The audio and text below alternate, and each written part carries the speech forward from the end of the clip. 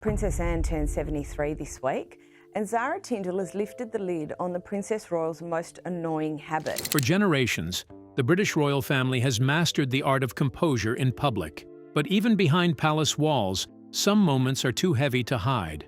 When King Charles delivered a stunning announcement about royal titles, few expected the reaction that followed. Witnesses say Zara Tindall, known for her steady presence and quiet strength, was suddenly overcome with emotion. Tears, shock, and whispers quickly spread through circles. But what exactly did Charles reveal that struck so deeply? And why did this decision leave Zara visibly shaken? Zara Tindall, set to step into the spotlight. Behind the polished image of the British royal family, quiet changes are often set in motion long before the public ever notices them. And this year, whispers from inside the palace suggest that one familiar royal face may soon be stepping into a brighter spotlight. Zara Tindall, the lively and much-admired granddaughter of Queen Elizabeth II, is reportedly being prepared for a more visible role within the royal circle. The shift is said to be part of a wider plan taking shape under the guidance of Prince William, who is quietly considering how the monarchy might evolve in the coming years. At 44, Zara Tindall is widely seen as one of the most relatable members of the royal family. As the daughter of Princess Anne, she grew up near royal life, but without a formal title or role. Instead, she built an independent life, gaining recognition as a successful equestrian and for her down-to-earth nature. However, palace insiders now suggest she may soon take on greater responsibilities within the monarchy. Though nothing is confirmed, many believe her growing public popularity could lead to a more visible role. Anne, now 75, is widely regarded as one of the hardest-working members of the royal family. For decades, she has maintained an intense schedule of engagements, charity work, and ceremonial appearances.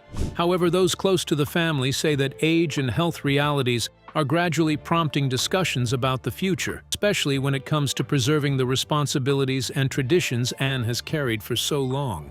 One such tradition centers around a meaningful event held each year in London, the Festival of 9 Lessons and Carols connected with the work of the Mission to Seafarers. The ceremony, which often takes place at the historic Tower of London, has become an important annual moment of reflection and gratitude for those who dedicate their lives to working at sea. Princess Anne currently serves as president of the organization and has personally overseen the event for many years. For her, it represents more than a simple royal appearance. It is a cause she deeply cares about, one that honors the often overlooked sacrifices of seafarers around the world. According to a source quoted by New Idea, Anne had already begun quietly involving Zara in preparations leading up to the most recent carol service. Rather than placing her immediately in the spotlight, Anne reportedly encouraged her daughter to observe and learn from the background. And the mum's sort of still in her day, so it's very different. It's incredibly dangerous. In essence, Zara was being asked to shadow her mother, watching how the event is planned, how the guests are received, and how the responsibilities are managed. The goal, insiders say, was simple: to ensure that if the moment ever comes when Anne needs to step back, someone she trusts completely will be ready to carry on the work. Anne's health can sometimes be unpredictable, the source explained, so it makes sense to have Zara ready just in case. But the plan goes deeper than mere practicality. For Princess Anne, the idea is also deeply personal. Those close to her say she wants the tradition she values most to continue long after she is no longer able to lead them herself. Passing that responsibility to Zara would not only preserve those commitments but also ensure they remain within the family's personal care. For Zara, stepping into such a role would mark a fascinating new chapter. It would not necessarily transform her into a full-time working royal overnight, but it would certainly bring her closer to the center of royal activity than ever before. And if the reports are accurate, it may also signal something larger, a gradual reshaping of how the monarchy operates in the years ahead, one where trusted family members like Zara Tindall could quietly step forward to help carry the weight of royal tradition into the future. Why did Zara Tindall burst into tears after King Charles made the announcement? Was she fine without a royal title? Let's delve into the story of the quiet royal. The royal story that no one expected. Zara Tindall holds a unique place in the royal family. As the daughter of Princess Anne and granddaughter of Queen Elizabeth, she belongs to the monarchy's inner circle. Yet she stands out because, despite those strong royal connections, she was never given a princess title. Within the British monarchy, titles like Prince and Princess are usually seen as markers of status and responsibility. They often come with expectations, privileges, and a certain public identity that follows royal members throughout their lives. But Zara's story quietly breaks that pattern. While many of her cousins grew up with royal titles attached to their names, Zara did not. She entered the world simply as Zara Phillips, without the formal designation that many assumed she would naturally receive. Over the years, this unusual detail sparked endless conversations. Why wasn't she given the title of princess? Was it a deliberate choice made by the family? Did it shape the path her life would take? And perhaps most intriguingly, how did Zara herself feel about growing up without a royal title? For decades, these questions floated quietly around discussions about the modern royal family. Some assumed that Zara might secretly wish she had been granted a title like her cousins. Others believed she might have missed certain opportunities that come with being officially recognized as a princess. Yet the truth remained largely unspoken until recently. In a moment that caught many royal followers off guard, Zara finally addressed the topic openly. Speaking with refreshing honesty, she shared her thoughts about growing up without the title many believed she should have had. What she said surprised many people. Rather than expressing disappointment or regret about never being called Princess Zara, she revealed something completely unexpected. According to Zara, not having a royal title has actually been a blessing in her life. In her own words, she feels lucky. That simple statement has sparked a new wave of interest and discussion among royal observers. For many, it challenged the long-held belief that royal titles automatically represent privilege or advantage. Zara's perspective suggests something quite different. Without a royal title, she was able to shape her own identity, pursue her passions, and build a life that was not entirely defined by royal expectations. Instead of constantly carrying the weight of a formal title, she had the space to develop her own path. And in many ways, she did exactly that. Her story reflects a more modern approach to royal life, one where identity is not solely tied to tradition or titles, but also to personal choices and independence. Today, her reflections offer a fascinating glimpse into how the meaning of royal status may be evolving in the modern era. Because in the end, Zara's journey is not simply a story about a missing title. It is a story about freedom, about carving out one's own identity, and about discovering that sometimes the greatest privilege is not the title you are given, but the life you are able to create for yourself. What has been Zara's opinion about having a royal title? Does she really dislike having one? Let's find out. A rare moment of honesty from Zara. At 44, is known for avoiding drama and attention. Rather than making bold public statements about royal life, she quietly earns admiration through her calm personality, warm humor, and grounded nature, remaining remarkably down-to-earth despite belonging to one of the world's most famous families. But during a recent appearance on the 7 Rob Burrow podcast, Zara surprised many listeners by offering a rare glimpse into her personal story. The conversation was relaxed and friendly, yet at one point it touched on a subject that has always fascinated the public: royal titles. As the discussion turned to her childhood and what it was like growing up in the royal family, the question naturally came up about titles and status. Instead of giving a carefully measured answer, Zara responded with genuine laughter. Her reaction alone caught the host, and many listeners, off guard. Then she explained something that few people expected to hear. Rather than wishing she had been given a royal title, Zara said she actually feels lucky that she never had one. For many people around the world, that idea sounds almost unbelievable. After all, royal titles are often viewed as symbols of prestige, privilege, and admiration. From fairy tales told to children to grand royal ceremonies shown on television, the image of a princess often appears magical and glamorous. Stories throughout history have painted royal life as something extraordinary. Princesses are imagined wearing beautiful gowns, living in grand palaces, traveling the world, and being admired wherever they go. movies and books have only strengthened that dream, creating an image of royal life that feels almost like a fantasy. But Zara's experience reveals a very different side of that story. Growing up as the daughter of Princess Anne and the granddaughter of Queen Elizabeth II, Zara was certainly part of the royal world, yet she was raised without the official title of princess, a decision that was carefully made by her parents.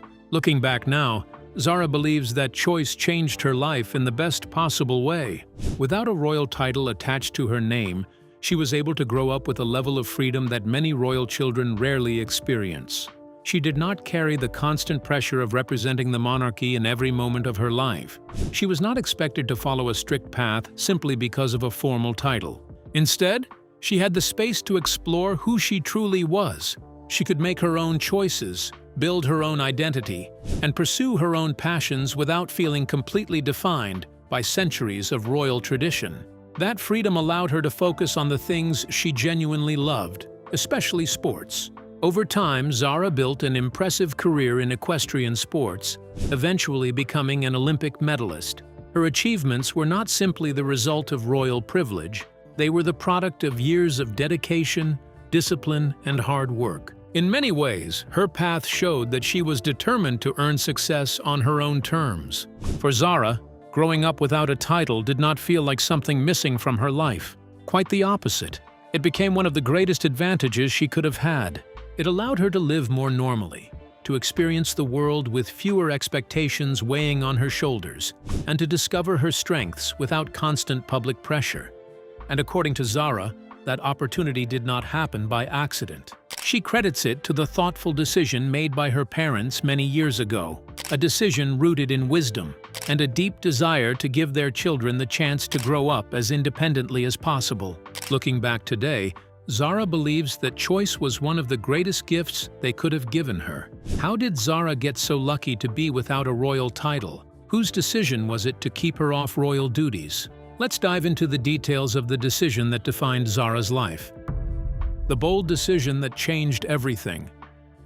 Zara Tindall's life without a royal title stems from her mother, Princess Anne's marriage to Mark Phillips. Long before Zara understood royalty, this union set the stage, blending personal choice with royal tradition, ultimately shaping her path as a grandchild of the monarchy who would grow up untitled yet connected.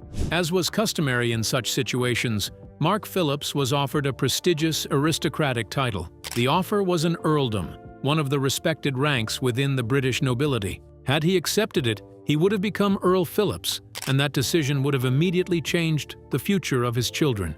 In the world of royal protocol, titles are not just decorative labels.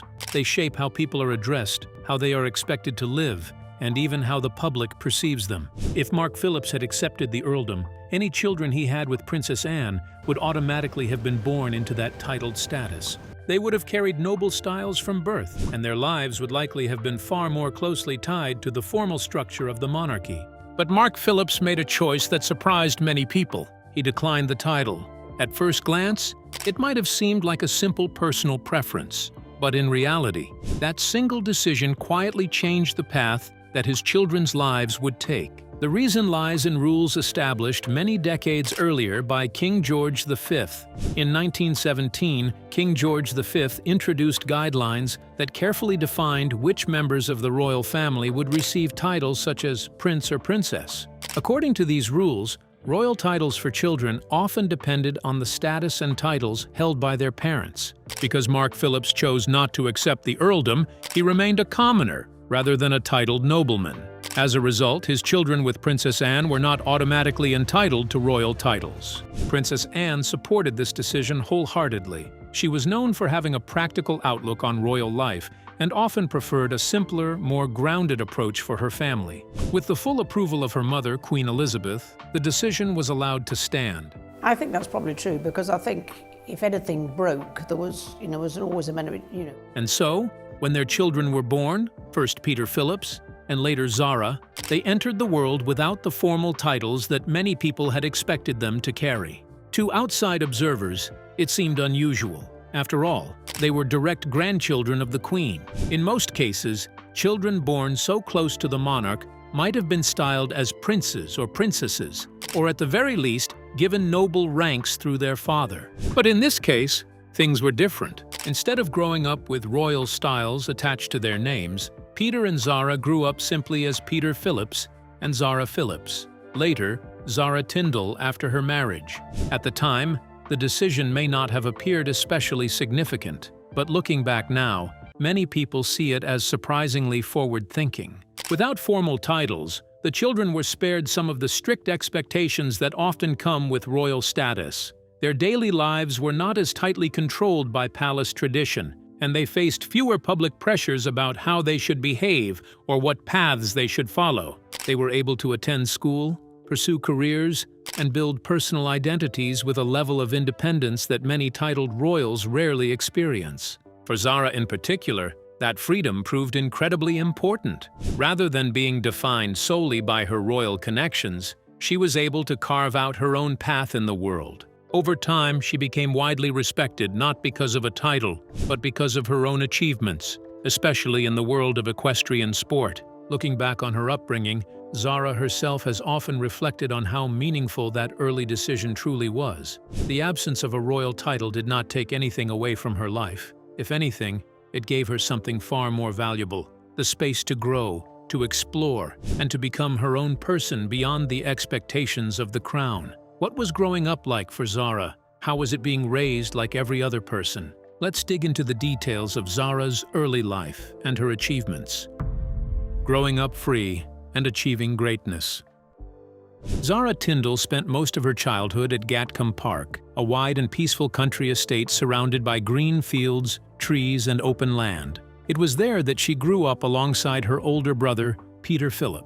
Unlike the strict and highly formal life that many people imagine royal children live, Zara's upbringing was surprisingly relaxed and grounded. Life at Gatcombe Park felt very different from the grand routines of royal palaces. There were fewer ceremonies, fewer official appearances, and far less pressure to behave like a public figure every moment of the day. Instead, Zara enjoyed a childhood that was filled with simple but meaningful experiences. She spent her days outdoors, exploring the countryside, running through fields, climbing fences, and enjoying the freedom that rural life naturally brings. Sports quickly became an important part of her everyday life. Zara loved being active and rarely stayed indoors for long. She enjoyed competing, challenging herself, and pushing her limits physically. Animals were also a constant presence around her, which made the environment even more exciting for a young child growing up in the countryside. Among all these interests, however, one passion slowly began to stand out above the rest: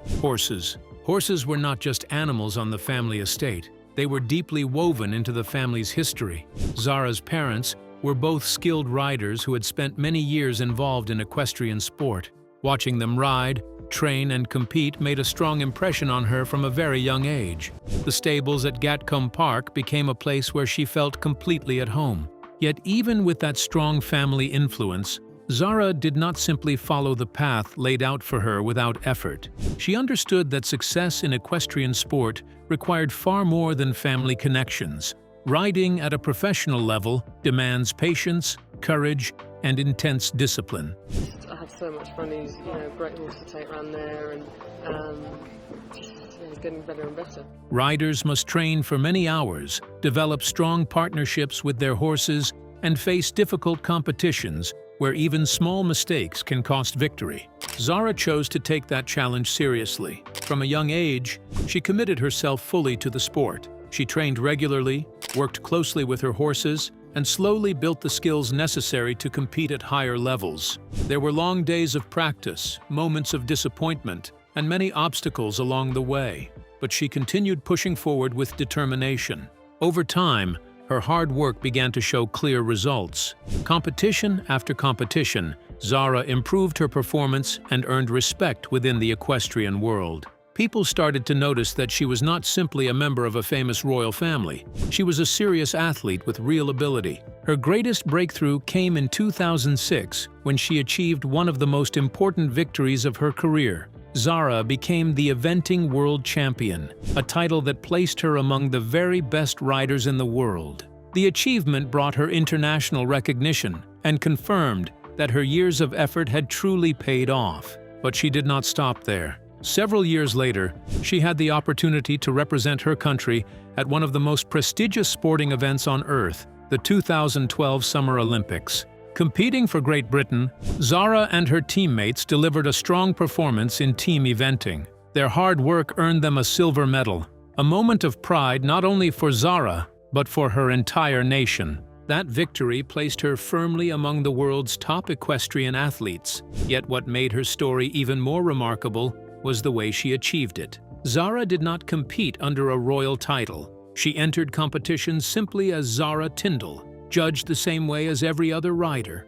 I don't talk to them very much anymore. I used to train with them a lot, and Mum's always at home. She knows my horses quite well, so. Her journey became a powerful reminder that success does not come from privilege or status. Titles may attract attention, but they do not win competitions. Real achievement grows from dedication, persistence, and a deep love for what one does. Through years of effort, discipline, and passion for horses, Zara proved that identity is not defined by royal heritage. Instead, it is shaped by the choices people make, the work they put in, and the determination they show when pursuing their dreams. Why would Zara be getting a royal title now? How does the public feel about her new role? Let's talk about her perceived role, even before the announcement.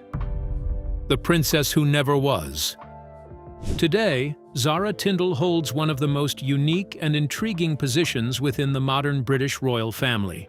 Her story stands out because it blends royal heritage with an unusually ordinary life, something rarely seen among those born so close to the throne. When Zara was born in 1981 to Princess Anne and Captain Mark Phillips, she entered the world as a direct grandchild of Queen Elizabeth. At the time of her birth, she stood sixth in the line of succession to the British throne. That position alone placed her remarkably close to the center of the monarchy. However, the royal family continued to grow over the decades.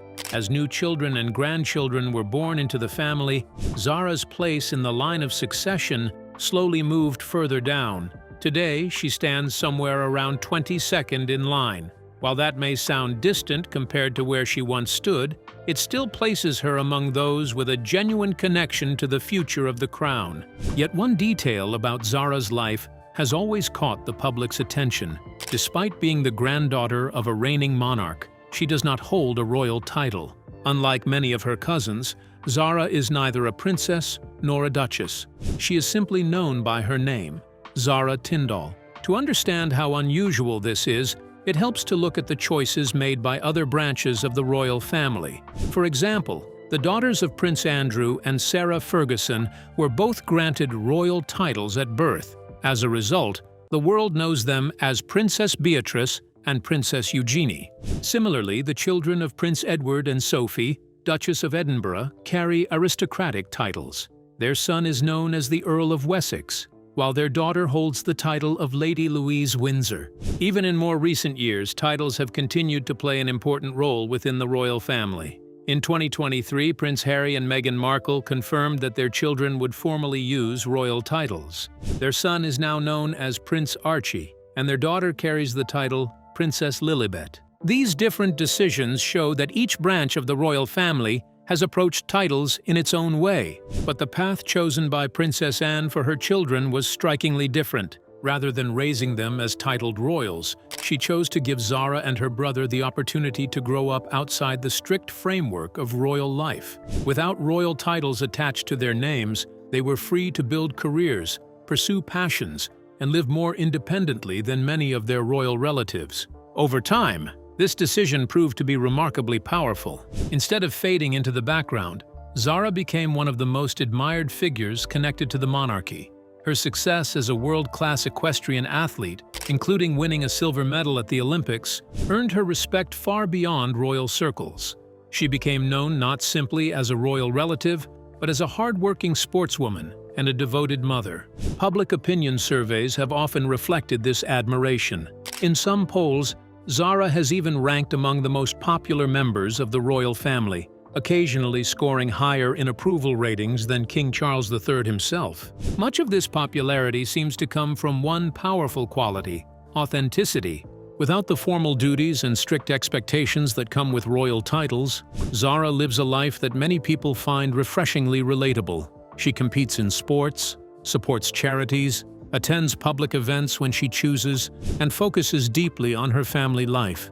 In many ways, she represents a bridge between two worlds, the historic traditions of the monarchy and the modern values of independence and individuality. And that leads to an increasingly fascinating question about the future of the royal institution. For centuries, the monarchy has been built on hierarchy, titles, and clearly defined roles. Yet in today's world, the public often connects more strongly with figures who appear genuine, approachable, and grounded. Could it be that someone like Zara Tindall, often described as the princess who never was, actually represents a new model for royal relevance? As the monarchy continues to evolve under the reign of King Charles III, many royal watchers believe her story may offer a surprising glimpse into what the future of royalty might look like, less about titles and more about character, authenticity, and real human connection. So, what do you think about Zara Tindall's new role? Do you think she would decline the role? We'd love to hear your opinions in the comments below. And don't forget to like and subscribe.